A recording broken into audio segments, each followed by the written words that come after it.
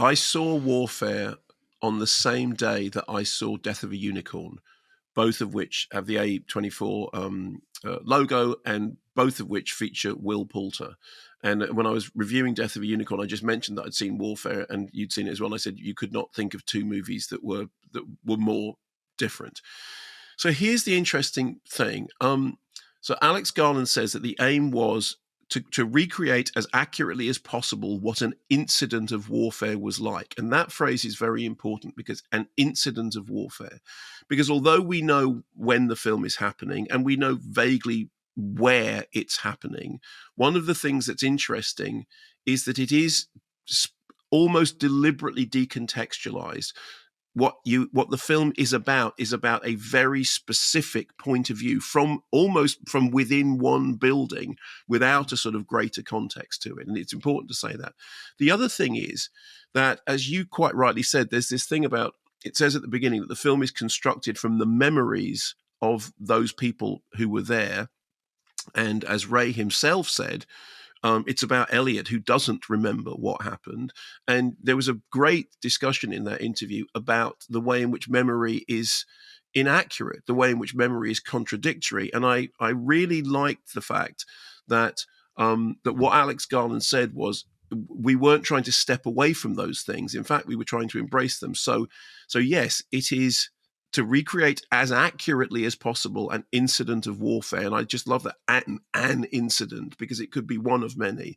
But also the fact that even within that, it is about the reconstruction of memory. So there are two things going on, which is there is realism and there is something else. And it was interesting in that interview that Alex Garland cited, he talked about Come and See, and then he said, well, Come and See there's great truth in it, although it's using the sort of surreal approach. What this isn't is just blank realism, and I think we need to flag that. Okay. Also, very interesting that you guys discussed the lack of music, because there was a thing about music is basically manipulative. Music comes in and then it does things to the narrative, and it's a way of editorializing.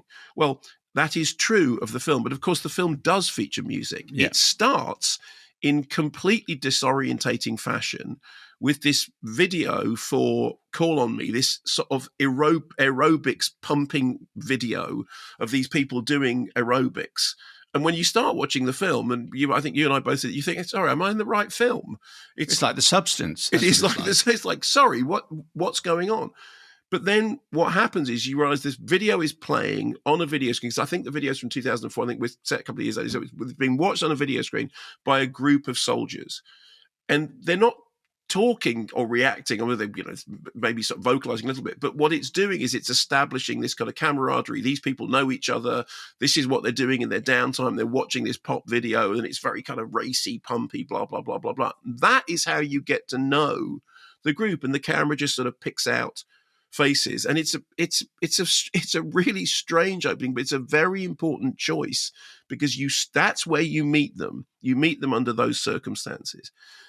Then what happens is, for the rest of the film, in the absence of music, absolutely. But you talked in that interview about when you get into essentially the firefight, the sound design is astonishing. Now, again, Alex Garland talked about what we were trying to do was get the sound design accurate, that there is a very specific difference that Ray Mendoza would tell us about the sound of outgoing fire, the sound of incoming fire. But it is sound design with the emphasis on the design. So, for example, there are moments in the film in which the sound design becomes very expressionistic, in which characters who have been shell-shocked or concussed by an explosion, what we appear to be hearing is the sound inside their head, specifically after the first, the first huge explosion, and everyone is dazed and confused. And what we're hearing is actually it's an imagined sound. It's a remembered sound. It's a sound that takes you inside their experience. So essentially, the narrative as it is that we see them going into a house where there is a terrified family. They take over the house. The family saying, "What do you do? Why are you here?" And the family told, "No, you stay there." They storm in. They're in a building that's been separated into two apartments. So they smash through a wall to make it into one space.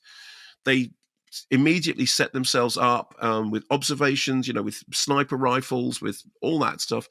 And everything's very sort of just procedural. They're getting on with the job. It's all done, it's all done by numbers. And then they suddenly, unexpectedly, find themselves on the receiving end of fire. And then everything becomes horrific. And suddenly they're in a situation in which they thought they were leaving. They have to retreat back into the house with casualties. And from then on, the rest of the story is about dealing with very, very badly wounded people, and as Ray himself said, just trying to keep them alive for what is effectively a real-time battle to get them out, without loss of life, without further, in the middle of a war zone. And this does a number of things. The first thing it does, and you said yourself, I mean, the word grueling doesn't really begin to describe the experience, because the film, it doesn't want to cut ahead. It doesn't want to time jump. It doesn't want to go from somebody screaming in anguish because they have been very, very badly wounded and then just cut away to like 5 minutes later when something has happened. It wants you to just sit there whilst all this happens and plays out in real time. And I did find that, I mean, I didn't really know that much about the film beforehand. I just knew the title. And I was, I wasn't, it wasn't just that I was on the edge of my seat. I was kind of cowering. I was wishing that, I solve this problem, stop this happening. This is terrible. This is intolerable, which is what the film is meant to be about. So I keep saying, Alex Garland's thing about it is about an incident of warfare. And this is like, the whole thing, war is hell. Yeah, really? Well, here we go. This is what it's like. And it made me think a number of different things. One of them was, I kept trying quite specifically to sort of remove myself and look at it critically, to think, okay, well, what's happening is that, Ray Mendoza is working with the actors, Alex Garland is working with the camera. So this is the two things working in tandem. And I know that since then, people have talked about the film being like the opening movement of Saving Private Ryan, except the difference is in Saving Private Ryan, there is we know that there will be an overarching narrative that is coming after this. In the case of this, it is just this particular, as I said, kind of decontextualized incident. And I was also thinking, well, somebody could look at this and say, well, this is seen entirely from the point of view of these soldiers, and it's not seen from the point of view of anybody else. That is right. That is absolutely by its nature. It is giving us the point of view of their mission. You're not seeing it through anybody else's eyes. And I imagine that it might be criticized for that, but that is what it is. It is deliberately decontextualized. I was also really struck by the fact that Ray Mendoza said that people had said to him, oh, it's very authentic. And his reaction was, really, how would you know? And I remember hearing an interview with somebody when Saving Private Ryan came out, a veteran who was asked, is the opening moments of Saving Private Ryan, is that actually what it's like, to be on a battlefield? And this veteran had said, unless somebody is literally shooting at you from the aisles, no, it isn't. It's a film. But what it's doing is it's giving you the impression of what the memory of that might feel like. So, interestingly enough, I really did find the dealing with the injuries absolute. I don't know how you found about this, Simon, but I was just sitting there thinking, sorry to say a really stupid thing, stop the bleeding, stop the pain, make that stop, which it doesn't do immediately. And, in the middle of all of this, there's the fact that, as I said, Will Poulter, Cosmo Jarvis, these are actors that I know. I didn't think for 1 minute. I wasn't thinking about them as actors that I know and that I'm aware of. I was just thinking, there are those people in this terrible situation. Just simple things about moving somebody around when they're dragging one of the cameras off the field, and his foot is caught on the edge of a door, and then all those sort of, it had these tiny little physical details. But I do think it's important to stress that it's not just hyper realistic documentary. There is an expressionist element to it, which is, it says this itself, it is based on the memories of people. And I thought actually one of the most fascinating things was the way in which the film is negotiating those two things, the reality in inverted commas and the memory. And I'll say one more thing before I throw this back to you. Anyone who sees the movie will come out of it not thinking, I think anything other than war is hell. And I did think at the time, as I was watching it, this, because of the way the movie parlance of warfare has quite often been, heroic, dramatic, all that stuff.